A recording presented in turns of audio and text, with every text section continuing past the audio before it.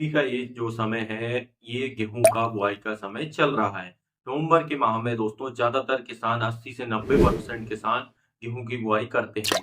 तो दोस्तों गेहूं का जो उत्पादन है कई किसानों का बहुत कम देखने के लिए मिलता है। तो दोस्तों गेहूं का उत्पादन आपको कैसे बढ़ाना है, क्या आपको खादें देना चाहिए, क्या नहीं देना चाहिए, कौन से पॉइंटों को आपको ध्यान रखना चाहिए। तो इसमें दोस्तों मैं 5 से 6 मुख्य पॉइंट आपको बताने वाला हूँ, जिनको ध्यान रखना बहुत ज्यादा जरूरी है। यदि इन बातों को आप ध्यान रखोगे तो आपका उत्पादन 100% बढ़ने वाला है। वीडियो की शुरुआत करते हैं। दोस्तों गेहूं का अच्छा उत्पादन पाने के लिए, गेहूं की बुआई करने के लिए सबसे पहला जो पॉइंट होता है दोस्तों, खेत की तैयारी।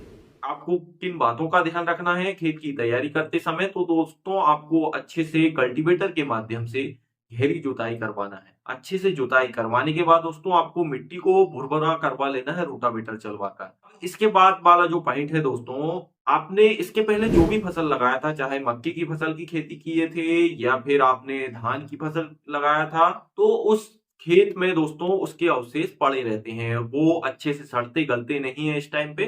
तो उससे क्या होता है दोस्तों, आप गेहूं की बुआई करोगे तो एक तो अंकुरण में प्रॉब्लम देखने के लिए मिलेगी उस खेत में। दूसरा दोस्तों आपका उत्पादन तो कम होने ही वाला है। उत्पादन किस वजह से कम होगा दोस्तों? कई प्रकार के कीट, उस खेत की मिट्टी पे कई प्रकार के कीट हो जाएंगे, जैसे दीमक है, व्हाइट ग्रफ है, बहुत सारे कीट उस पर हो जाएंगे।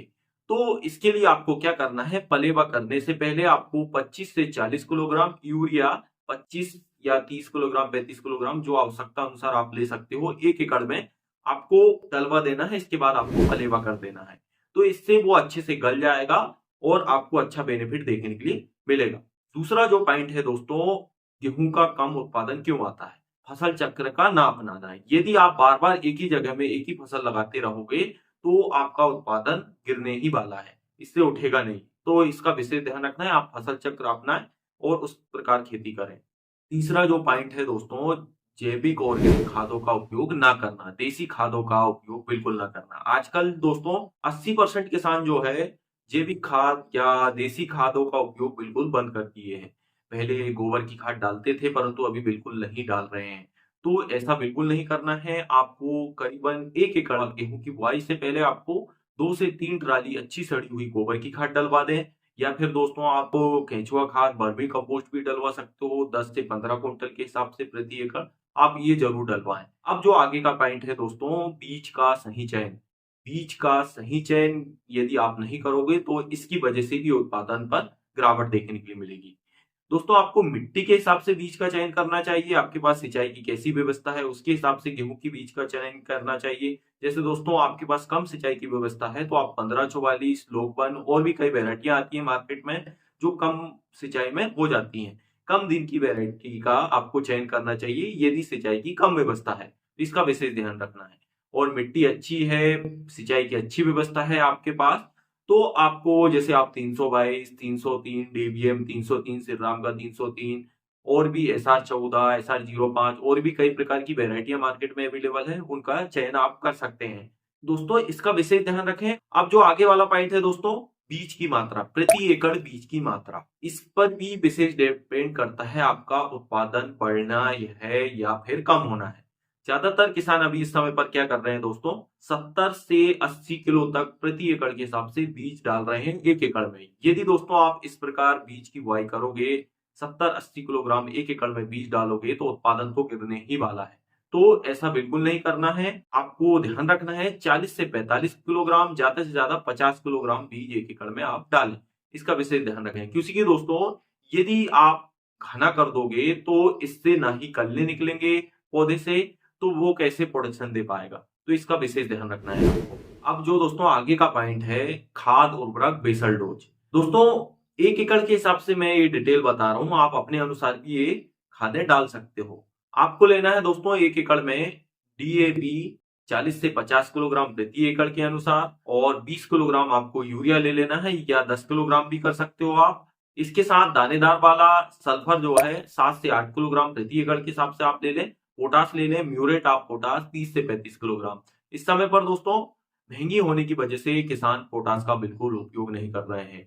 यदि आप पोटास का उपयोग नहीं करोगे दोस्तों, तो पोटास का मुख्य काम होता है पौधे की बढ़वार और प्रोडक्शन में मुख्य भूमिका पोटास ही निभाती है।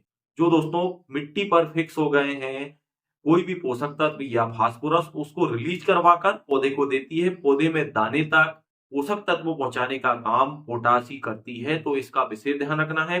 पोटाश दोस्तों आपकी दाने की चमक, दाने का वजन पोटाश की वजह से ही आता है, तो आप पोटाश का उपयोग जरूर करें। जैसे मैंने डोज बताया उसके अनुसार आप उपयोग कर लें या अपने अनुसार भी आप डाल सकते हो। बहुत सारे फार्मर कमेंट करते हैं दोस्तों कि इतनी महंगी खाद आप बताते हो, तो आप दोस्तों अपने अनुसार भी खादें डाल सकते हो। मैं सिर्फ प्रोडक्शन आपका बढ़ जाए इसलिए मैं ये खादें बताता हूँ। बाकी दोस्तों आप अपने अनुसार खाद का चयन कर सकते हैं, अपने अनुसार भी खादों को आप डाल सकते हो। बाकी कोई भी क्वेश्चन हो तो हमें कमेंट कर जरूर बता सकते हैं। दोस्तों ये जो आगे वाला पॉइंट है उसको आपको विशेष ध्यान रखना है। दोस्तों बीज उपचार करके गेहूं की बुआई ना करना। जो बीज मार्केट में मिलता है उसके अंदर थायरम का पैकेट ऑलरेडी फंगिसाइड का पैकेट आता है, परंतु क्या करते हैं किसान उसको फेंक देते हैं, उससे उपचारित नहीं करते हैं कि कोई काम का नहीं है करके उसको बाहर फेंक देते हैं। तो ऐसा आपको बिल्कुल नहीं करना है, बीज को उपचारित करना है, इसका विशेष ध्यान रखना है। उसमें आप कोई भी एक प्रोडक्ट मिक्स करवा लें, कीटनाशक आपको मिक्स कराना है, उसमें फंगिसाइड ऑलरेडी आता है दोस्तों। के साथ आप कीटनाशक ले लें, फिप्रोनिल 5% वाला ले लें जो एससी फॉर्म में आता है, या फिर दोस्तों आप थायमेथाक्साम ले सकते हो, या फिर इमिडाक्लोप्रिड जो गौचे के नाम पर आता है बायर का, या फिर दोस्तों आप थायमेथाक्साम जो यूपीएल का आता है रेनो के नाम पर, इसका उपयोग कर सकते हो, या इनके टेक्निकल मिल रहे हैं उनका भी अच्छी कंपनी होनी चाहिए, उनका आप उपयोग कर सकते हो। दोस्तों यदि आप इन बातों का ध्यान रखते हो, इनको प्रॉपरली तरीके से करते हो, तो आपके प्रोडक्शन डेफिनेटली 100% बढ़ेंगे। ऐसी ही जानकारी देखने के लिए हमारे चैनल को जरूर सब्सक्राइब कर लें। और पहली यूरिया के साथ आपको क्या खाद डालना चाहिए ये मैं अगले वीडियो में आपको बताने वाला हूं, तो आपको नोटिफिकेशन बेल को भी दबा लेना है। तो दोस्तों धन्यवाद। जय जवान जय किसान, मिलते हैं अगली वीडियो में।